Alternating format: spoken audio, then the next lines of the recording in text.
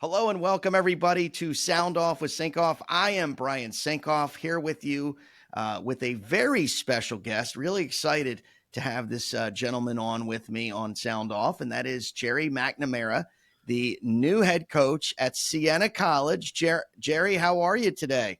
Ryan, I'm doing well. It's good to see you. Long way from our days in Scranton, PA. Yes. So, kind of give everyone the background. I prior to being on in Albany and then in Norfolk, Virginia, I worked in Scranton back in 2000 2001, which was Gerry's junior season at Bishop Hannon. Covered him in Scranton and was actually there, Gerry, on the day you made your announcement going Yep. to Syracuse. So we're going to talk about Siena. We're going to talk about obviously your Syracuse career, but take me back to that time, that day as a junior, you make that announcement to go to Syracuse, and looking back at it now, how your life has changed and sort of the trajectory of your life since that time. Yeah, all these years later, I still think about that decision. Just how lucky I was that I chose the right one. Not just for my playing career and having the opportunity to go somewhere where I had a big role and was able to showcase and play with great teammates, but to have the relationships all these years later. Mike Hopkins, who recruited me, he and I are as close as we've ever been. Um, Coach Boeheim has been a mainstay in my life since the recruitment process, and gave me another opportunity professionally. In my playing days, I felt like I just physically, the left ankle was destroyed. I didn't really want to play overseas, and um, it was a. I knew it back then. It was the right decision. I'm grateful for it today that it was the right decision because of the relationships I've kept, and it's given me a different avenue professionally that I didn't see coming out of college. I never thought about coaching. I was always thinking about playing in the NBA Mhm. and doing all that. So, just really lucky that I was, recruited by good people that are still in my life today. Gerry, your freshman year, your team was phenomenal. Carmelo, yourself. I mean, you had a star-studded cast. You win the national title as a freshman. Carmelo, a freshman as well, obviously goes to the league after that. Take me back to that time, your freshman year. You're brand new. You're handed the starting point guard gig at Syracuse, and you make that run.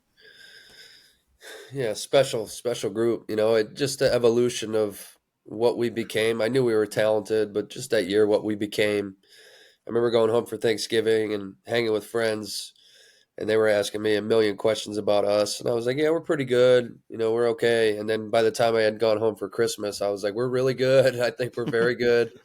Um, so just I was really lucky that I was surrounded by the talent I was when I played at Syracuse. And Carmelo was to that point to this day, he's the best player I've ever stepped foot on a court with, and it was evident right from the start.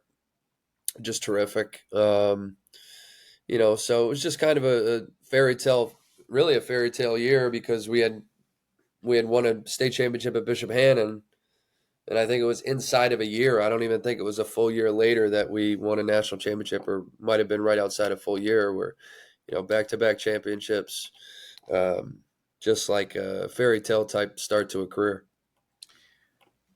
You look at what that team did and what you did and how you let's face it, your notoriety, your popularity after your freshman year, and you kind of hinted at it even going home, was off the charts. Gerry, how did your life change after that freshman year at Syracuse? Um, I was probably more recognized, I'd say, than I had ever been. But it didn't. My life didn't really change. I still had the same circle I always had. I never changed who I was. I understood that the reason I was being paid attention to was because of my play. So I always kept that at the forefront. It was about the work that I had put in to become a good player that was the reason I was recognized in the first place. So don't stop that process. That's got to be the main thing.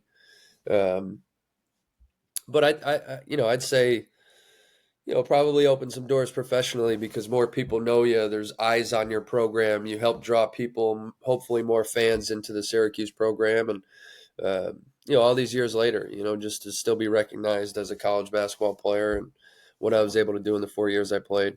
So that's just a little bit more visibility in terms of more eyes on me. Scranton had already kind of had their eyes on me because we had some really good teams at Bishop Hannon when I played, and drew a lot of interest in the state of PA. But once I hit Syracuse and hit the national stage, it kind of blew up a little bit. Gerry, what was it like playing for Coach Boeheim? Obviously, a legendary head coach. You mentioned opened a lot of doors for you, and I know it was an honor to play for him. But from your perspective, what was that like? Yeah, it's great. It exceeded anything that I thought it would be, and mainly because of how he treated me, especially at the end of my career when I had a stress fracture in my pelvic bone, and I was facing a little bit of criticism going into the Big East tournament in 2006, and he came to bat for me and stuck up for me.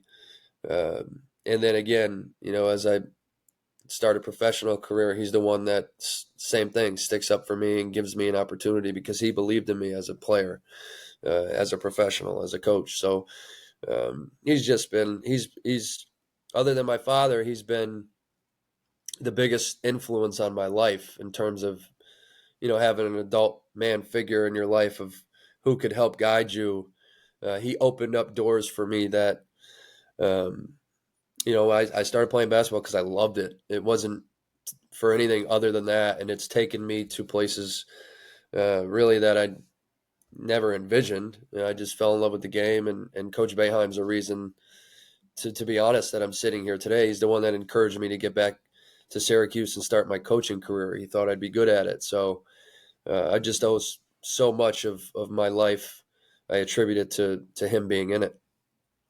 All right, we have to talk about your run in the Big East tournament. I believe that was your senior year, right? If I'm not Yeah. mistaken. You guys probably weren't going to, well, I don't believe you were going to make the tournament had you not had the run to the finals in the Big East tournament. You went off. I know the national championship holds a special place in your heart, but your run in that tournament is honestly still talked about today. And I'm showing you a picture of, I think, the game against Georgetown. What was that like, Gerry? Because I know watching it as a fan, it was unbelievable. Had to be even more unbelievable for you playing. It was very satisfying for a number Yeah. for a number of reasons. We went in that tournament. We were on the outside looking in terms of the bubble. We faced Cincinnati in the first round, and it was kind of a toss-up. We had split during the season. We beat them at their place, and they rocked us at the Dome. So it was kind of like whoever wins this 8-9 matchup is probably in the tournament. And then we won that on like a floater at the end of the game. And, then it was like, oh, they're probably not in. They probably have to beat UConn. So then we beat UConn, and then the next night it's like, all right, they're probably squarely in, but you got Georgetown, and we beat Georgetown, and then you face Pitt. So to face, really the three biggest rivals of my career were literally 3 nights in a row: UConn, Georgetown, Pittsburgh. Like the three, the league is so good. And that was like the start of like a peak that hit like a 7-8 year stretch where the Big East was just so good, so competitive, and it always has been. But those years were the talent level was through the roof. So to beat your 3 rivals in 3 consecutive nights on your way to a championship, and we defended. The year before we won it in 2005. So we won it again in 2006. We went back to back. People don't talk about that. Like that. That's what I was thinking. Like we defended our title in the Big East tournament.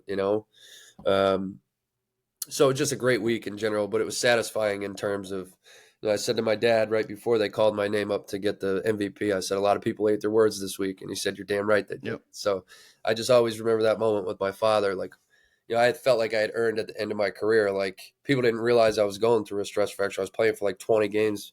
I was barely practicing just to be available for games. And, coach stuck up for me because we're not going to divulge that information publicly. And I was going through a lot physically. Then to be questioned at the end of it, if you felt like you accomplished enough to kind of justify your career, to kind of go out that way, it was very satisfying. There's no secret. I mean, Syracuse has had some great players in their history. You definitely, when you talk Syracuse basketball, especially in that 2000s era, your name is mentioned. you're a huge fan favorite in the Capital Region, as you know, and we're going to talk about Siena here in a minute. Have you kind of thought about your place in Syracuse lore, Gerry, and just, I mean, because you're still getting recognized and still being, high fived about what you did at Syracuse. How do you feel about that all these years later? Uh, it hit me when my number went into the rafters. I don't think I've ever thought about my place or my standing in terms of, I think comparison. What do they say? It's the thief of joy. I don't want to be compared to Pearl Washington or Sherman Mm-hmm. Douglas. I just want to be. If you're in those conversations and you left your imprint, did you leave it better than when you got there? Like that. That's the way I looked at it. And one of the things I tell the players that I work with for years is the way you play is a representation of who you are. And that's all I ever tried to do. I just tried to play the game with a certain toughness. I put winning above everything else. That's how I judged myself. I never evaluated my performance inside the 40 minutes. I waited till after the game because I just always felt like you can handicap yourself if you are too hard on yourself in the moments because there's another moment to be had. So it's a 40-minute game and you fight until the end. And then afterward, you can get angry at yourself and really critique yourself. And that's how you get better. But when you're inside the lines, you just got to lay it out there every possession. So that's really just, at the end of the day, you want to look back and just be proud of like, man, I left it out there. Like you don't ever want to have a regret. And that's what I'm most proud about. I was available every night. I played 135 straight starts. And there was a lot that went into that. My body to this day is not right. My left ankle needs surgical repair. It's probably what ended my career earlier than I anticipated. And but I wouldn't trade it. I wouldn't trade it for the world. I look back, and that's the thing I'm most proud about. So I don't compare eras. I don't compare teams. Did I do what I needed to do and help the program become hopefully a little bit better. And we played in 4 straight NCAA tournaments in my tenure. I'm very proud of that.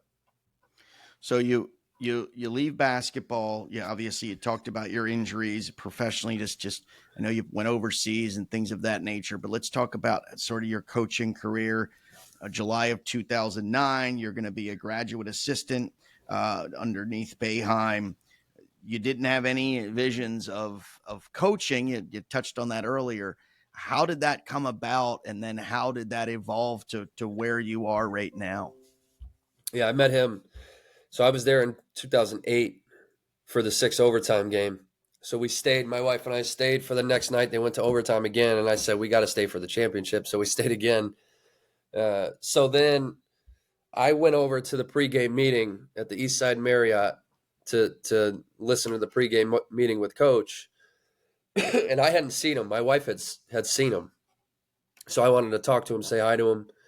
So then he and I started talking. We were talking about that night's game, what he expected, how they were going to attack, all that stuff. And, then he started asking me, what do you have next? This, and that. And I was like, I'm kind of in between. I don't know what I'm going to do. Fast forward, few days later, they got Selection Sunday. They're going to go to Miami. So I was back in Pennsylvania in between jobs. It's a 2-hour drive. I'm like, I said to my wife, I'm going to go watch them practice. I'm just going to drive up, watch them practice. Mm-hmm. No intention at all. Other than it's the Cuse. I want to root them on and be a part of it and see them. And we were going to fly to Miami to watch them play because I had the time. So I went up to watch them practice, and that's when he kind of hit me with it. Like, why don't you come back and be a graduate assistant and get into coaching? And I was not prepared for it. I told him, Coach, I don't think so. I'll think about it. And I just kind of put it on the back burner. And then they went into the Sweet 16. I think they lost to Blake Griffin in Oklahoma. Mm-hmm. And a day or two went by and my phone rang. And as soon as I saw the name, I was like, oh my gosh, I forgot about the question, So I answered the phone and we talked for a few minutes and he kind of talked me into it, like why he thought it would be good for me. And, on that same phone call, I said, Coach, you know what? I think I'm going to take you up on it. And, it was one of the best decisions I made because I truly love the development process and the coaching side of things. It's it's been it was a rejuvenation of life that I needed. So you're on the bench at Syracuse for a while. Obviously, you get elevated and things of that nature, and then the Siena job opens. And how did that come about in terms of you getting in the position, interviewing, and then ultimately getting the gig? And you were hired as the 19th head coach in Siena men's history back late March of this past year. So how did that come about, Gerry? The whole hiring process? Yeah, just Siena, you're at Syracuse, you're on the bench. Were you looking for a head gig? You know what I mean? Obviously, I know that's probably the end game there, right? Yeah, I think most people, when they find an opportunity that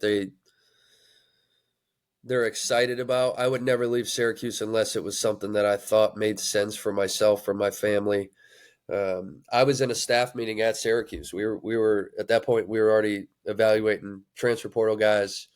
We were in like hours and hours of meetings every day, just watching film on different guys that we maybe target. Um, and it hit the internet. I was in the meeting and my phone started going. Watch out for Gerry McNamara for Siena. So that's kind of how it started. But it Mm-hmm. wasn't until 4 or 5 days later that I was even contacted about it. And then shortly after that, within 48 hours, I think I was on campus uh, for kind of an interview and walk through. And then it was a short period of time after that I was actually offered the position. So um, I think it just aligned. I think it aligned with what they were looking for, what I was looking for if I was going to leave, and to have a chance to run my own program at a place with history and incredible fan support. That's what makes me so excited about this. Is I understand the pride of where I'm coming from, like how it makes people feel when I played at Syracuse, when we coached at Syracuse, and this Siena basketball makes people feel the same way. They come out to games, they support the program. This community rallies behind it. It has a tradition. So those things just kind of matched. Catholic institution, like it just everything about the place and what they were looking for, and I think who I am and how I do things. I think it made sense on their end, and this place made a ton of sense on my end. You had obviously you guys played here when you went on the national title run back in 2003. You knew the capital region a little bit, but what did you really know about Siena before you took the gig? I know the fan base is pretty you know about the fan base and things of that nature, but what did you know about this program before you came? Uh, you know, as much as you could, I think from the outside. I was so 2 feet in at Cuse over the last 20 years that I didn't. Right. So my first experience was probably when we played here against them, Mm-hmm. when we came through the building the year before for the tournament. Um, and then just over the years being in Central New York, you run into so many people that are graduates or alum of Siena, and again, it was like the pride thing. Like every one of them you talk to, there's Siena, Siena, Siena. I love it, I love it. So and then the Franz teams were probably the first teams that I was old enough to appreciate, and Mm-hmm. those runs and NCAA tournament. I think it was Ohio State. Yep. Um, so and then like guys like Louis Orr, who was Yep. here, and who was a good friend, and um, I know Louis loved it here. So just familiarity with people that I know and people that have come through here that just had such a love for the place. Well, you get the job in late March, early April, and I know it was feet to the fire, and you Yeah, go. Gerry, how tough was it to sort of? I mean, because let's face it, you're a little late in the process, right, in terms of yeah. recruiting and all that. How tough was it? Because you fundamentally had to turn over the entire roster. You had to hire assistant coaches. How hard was that to do in such a short amount of time? It's difficult. The one thing, the hardest part was I had a 2 bedroom apartment, and Ben Lee, who I hired, flew in from Washington and stayed with me, and Ryan Bury, our director of operations, was staying on an air mattress that my wife brought up. So the three of us, we called it the frat. That we were hanging out, and we got so much accomplished. And then Coach Black and Arenze, Coach Onawaku, those guys were coming up when they could, and we were doing visits. So 13 straight days, and it was 9 kids over 13 straight days that we did a visit. I've likened it to like Groundhog Day, Bill Murray. By like the 10th day, I was like doing the same thing over and over, but we were really efficient. So as difficult as it was, like we knocked it out in a short period of time, and we targeted guys that we thought could help us right away. That a lot of them we did have a relationship with, a couple of them we didn't, and we were just, it was like speed dating. You were reaching out, developing a quick relationship, telling them who you are, what's your vision. I really like your stuff on film. We'd love to have you up, type thing. And we hit those ones too. So, we went 8 for our first 8. The first 8 guys we had on campus committed. We actually went 9 for our first 9, but we lost a guy to a bigger program, one that I didn't anticipate recruiting against. So, and then we just added another commitment in the last week. So I think overall we were like 10 for 12, 10 for 12 or 10 for 13 on visits. So, or 9 for 12. So somewhere in that range, if you got to fill that many spots, like it's very, very difficult if you swing and miss, now you're back to the drawing board. Yep. And there's a lot of coaches that are sitting in my seat right now that don't have a full roster. So I just feel really blessed that we targeted the right guys and got them to commit. Gerry, I know it's early and you haven't seen this team in action. You probably had some workouts and things of that nature, but what can you tell the Siena fans about your team coming up for the new season based on who you've recruited and your coaching staff and what you've put together in such a short amount of time? The thing that I've noticed early is the fight. Like they're very competitive. And I've brought in high character kids. Like they're all really good kids that want to learn, want to get better. But anytime that I've done anything in practice that is 2 a number, so we're going to play the first 1 to 11, we're going 2s and 3s at the end of practice out of a certain action that we've put in that day. The games are always close, and I've applauded them every day for it because that tells me that the winning part matters to them. So that's the most important thing. Now, as far as who and what we become, that's to be determined. We've got to figure out ways to score the basketball, and we're going to have to be efficient on that end. So that's why we're here this summer. So the first few weeks I've been really, really proud of them. I thought the first week was just so high level in terms of, and then you get that little hangover in the second week, like, oh yeah, the initial high of being on campus. And, so I got on them a little bit for that second week, and it picked up that last 2 days of that week. And so far this week, today's our day off, but so far this week, they've been very, very good, ready to work. And, I'm grateful to them. This is my first group. So I'm really, really grateful to the kids that are here. A couple questions before I let you go. What have you found to be, you were an assistant, you were on the bench with Boeheim for many, many years, over a decade. What have you found to be maybe the biggest challenge, the biggest reward, since now you're the guy? You got to delegate, right? You're in charge. You're the man. It's on your shoulders. So what is the biggest challenge and the biggest exciting thing about that? I think that second part is probably the most exciting. Then it's on me. I like that type of, that motivates me, that drives me.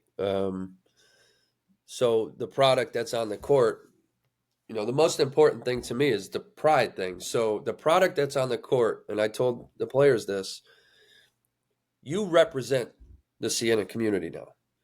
So what you do matters and how you play, and then the representation piece matters to me. So we have to look a certain way. You have to play a certain way because the people that watch you should be proud of you. So we're going to fight. That's the most important thing to me. That's who I was. That's who I am. I'd say the most challenging thing has been you don't factor in everything when you get a head coaching job. You think it's all coaching. You do. And then, you realize there's a heck of a lot more to it, in terms of scheduling, budgeting. We had I had like 6 shoe boxes because we had to make sure like immediately, like, hey, we've got to get the summer gear ready for these guys. When they get here, I want them in Siena stuff. This is what I want. So we designed all that. So we're doing that at the frat. during visits till like midnight, and then you're getting up at 7:30 in the morning to go have breakfast with the recruit who's still on campus. So, Right. just no different than coming in as a freshman, being a head coach. Everything is time management. It is. It's. Can you manage your time to get the most production out of your day? And it's gotten easier as I've gone because we've started to chip away at the things that we thought needed to be addressed when we first got the job. Jerry, a question that I'm just such a huge college basketball fan. I've been for many years.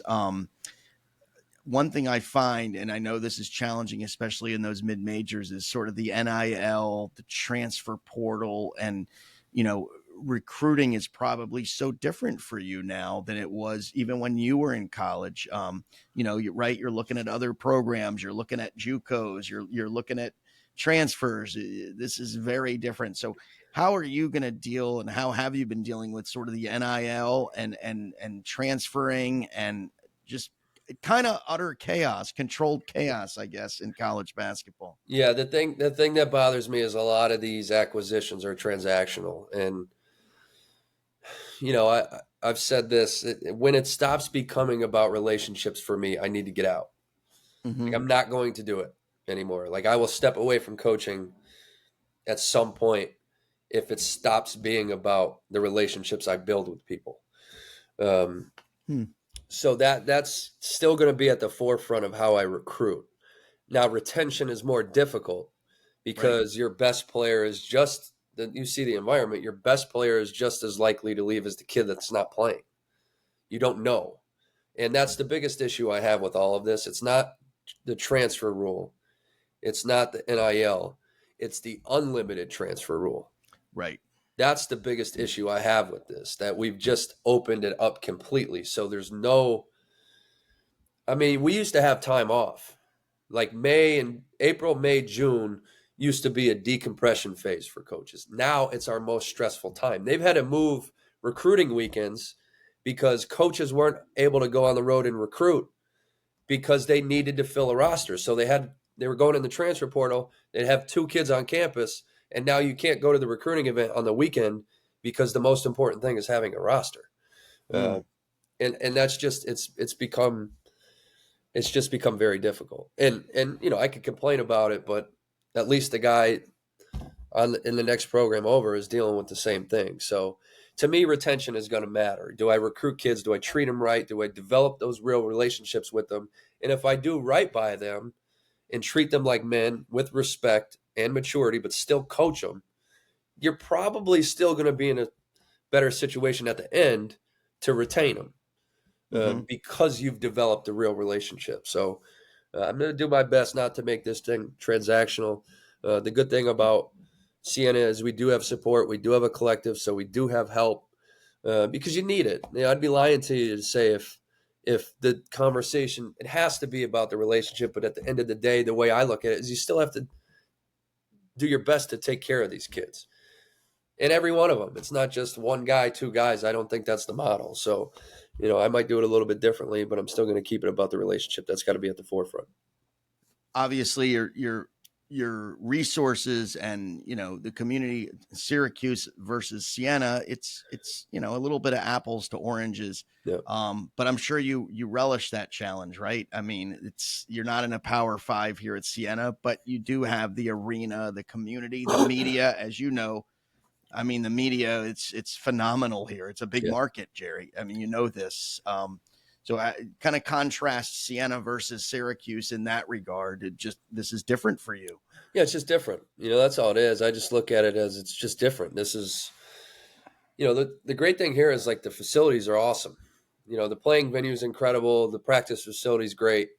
Um, I think there's some things that I'm not going to divulge here because I don't want to give my secrets away, but that I can enhance while I'm here. But it is apples and oranges. I mean, the reality of it is Power Five. ACC, you have more within what you're getting back from the conference financially. It just is what it is. My thing is, can you maintain a competitive balance within your league? You don't want to get blown out of the water of what X, Y, and Z schools can do to you. You've got to be on a competitive playing field to be in the the running for the same caliber of talent of player. So you've got to match those certain things. I feel like we do as well as anybody in this league, and we can remain competitive. And I think the biggest thing is your best recruiters are your players. So my reputation as a coach at Syracuse grew through the guys I worked with, because I could go out and recruit the next kid.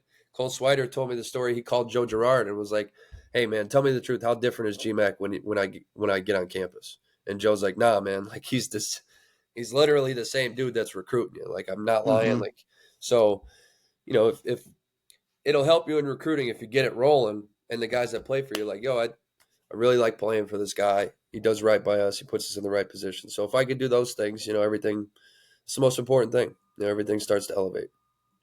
All right, I'm going to show you a picture in my last question for you. We're going to go old school. Look at this. Yep. We're going back to the Bishop Hannon days, Mart's right? Hall. Love that. And Gerry, I can just personally, my personal anecdote about you. I remember it was such a joy covering you in high school. I mean, your team, and I'll be honest with you. Sometimes I looked at that layup line in some of those tournaments you guys played in, and I was like, there is no way Bishop Hannon is winning this game. And you guys were like a well-oiled machine. Obviously, credit to you. But look at this picture, and you can tell the 17-year-old Gerry McNamara anything. What are you telling that kid right there? Make more shots in the second half. That's halftime. I had 41 and a half, and I didn't shoot it great in the second half. But about life, not that event. Just keep doing it the way you're doing it. You're getting recognition for a reason. Keep the main thing, which is the work. Put your head down. Stay loyal to the people that got you here, that love you. Keep your circle tight with your friends. Put yourself in the right situations. Don't get around the wrong people. Not everybody has the same best intentions for you. And I've done that, So I'd tell myself, you're doing it the right way. Do right by people. Just continue to try to be humble. And, I was kind of I separated from, like, college. I was very quiet. I went back to the apartment. Like, I just was focused on, just trying to get it done there. And, just keep trying to do it the right way, I would tell them. Well, I want to thank you so much for joining me. We go back 25 years at this point. Glad we were able to catch up again. One thing I like about you, you're a genuine guy. I think Siena hit a home run on your hire. I want to say that to you personally. Thank you. I really wish you nothing but luck and success. And again, thanks for joining me, Gerry. My pleasure. Thank you, Brian. Appreciate you. All right, it's Gerry McNamara, and this is Sound Off with Sinkoff, sponsored by the Sinkoff Realty Group, full-service real estate brokerage in the capital region of New York. Make sure to like, share, subscribe. You know what to do. Thanks for watching the podcast. I appreciate you. Let's go Saints.